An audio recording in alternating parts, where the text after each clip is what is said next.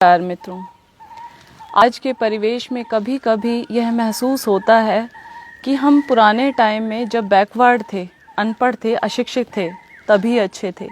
आज जितना ज़्यादा साइंस तरक्की करती जा रही है, हम उतना ही परेशान और दुखी होते जा रहे हैं।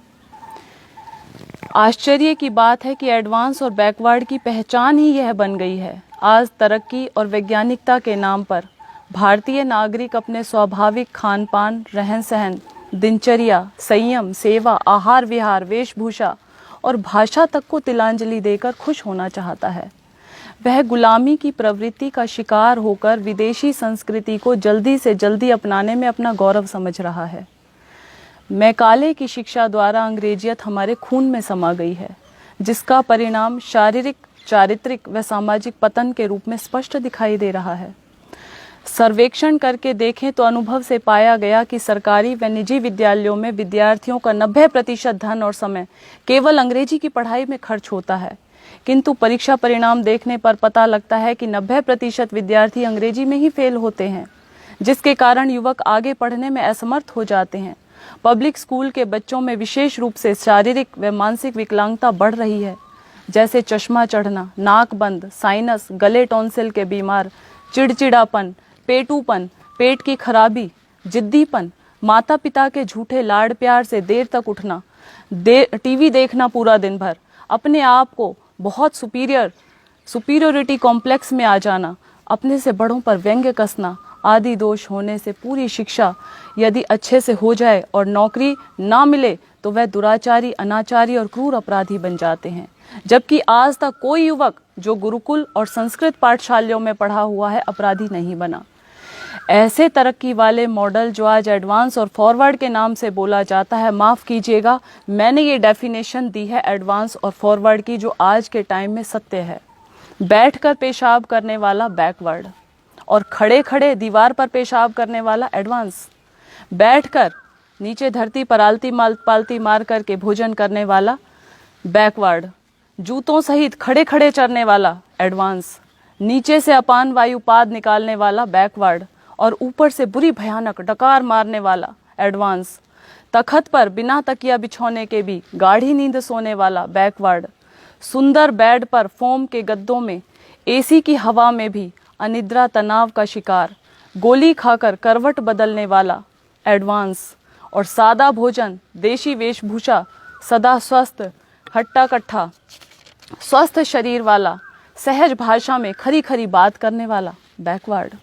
सिंथेटिक और प्लास्टिक जैसे वस्त्रों में लिपटा हुआ, बहुत तंग या बहुत ढीले, अर्धनग्न दिखने वाली पोशाक पहनकर हर समय जूते जुराबों में घोड़े की तरह कसा हुआ दुष्चरित्र तथाकथित युवक और युवती। प्रकृति से कोसों दूर, चश्मा चढ़ा हुआ, तोंद बढ़ा हुआ, नज़ला जुखाम का सदा रोगी, बीपी का शिकार, सिर गंजा, अंग्रेजियत में धंसा हुआ, डॉक्टरों की जांच रिपोर्ट की फाइलें लिए हुए, कानूनी भाषा बोलने वाला, स्वयं परेशान और दूसरों को परेशान करने वाला, तनाव में रहने वाला एडवांस सभ्य और शिक्षित समझे बैठा है अपने आप को। आज़ादी की मातृभाषा बोलने वाला बैकवर्ड और गुलामी की अंग्रेजी भाषा बोलने वाले को हम एडवांस मानते हैं। इन उदाहरणों की वास्तविकता को देखकर मैं भगवान से यही प्रार्थना करूंगी कि ऐसी तरक्की से तो हम बैकवर्ड ही अच्छे हैं। क्या मिला हमें ऐसी फूहड़ शिक्षा से, ऐसी तनाव देने वाली सभ्यता से और परेशान करने वाले शिष्टाचार से? किंतु एक तथ्य यह भी है कि आवश्यकता ही आविष्कार की जननी है। जब मनुष्य की संख्या अधिक होने पर ज्यादा सुविधा का इच्छुक बनकर अपनी इच्छाओं का दास हो अनुचित मार्ग से संग्रह का रास्ता अपनाया, अति संग्रह के परिणाम स्वरूप सामाजिक संतुलन और अभाव बढ़ गया। फिर एक दूसरे की आपस में प्रतिस्पर्धा और ईर्ष्या द्वेष बढ़ गए। बस यह चक्र आज का व्यक्ति पूरे समाज, राष्ट्र और अंतर्राष्ट्रीय स्तर पर फैल गया, जो विकराल रूप धारण कर रहा है। एक व्यक्ति दूसरे का शोषक बन रहा है, आदमी को आदमी खा रहा है। एक राष्ट्र दूसरे राष्ट्र को समाप्त कर सारी सुविधा संपत्ति अपने पास समेट लेना चाहता है। और यह तथ्यपूर्ण सत्य है। भस्मासुर की भांति हिंसा और संग्रह की प्रवृत्ति स्वयं शोषक और हिंसक को ही खा जाती है। आज के मानव का यह नारा ही मुझे चालाकी और धृष्टतापूर्ण लगता है, जो हर जगह लिखा होता है, लिव एंड लेट लिव, अर्थात जियो और जीने दो, इसके भेदपूर्ण अर्थ हैं। सीधे शब्दों में पहले अपने पास जीने खाने के साधन खूब इकट्ठा करो और मनमाना खाओ पियो, और जब उल्टी वमन होने लगे तो बचा खुचा जूठन गरीबों शोषितों में बांट दो, और फिर फोटो खिंचवा करके डाल दिया जाता है अखबारों के अंदर।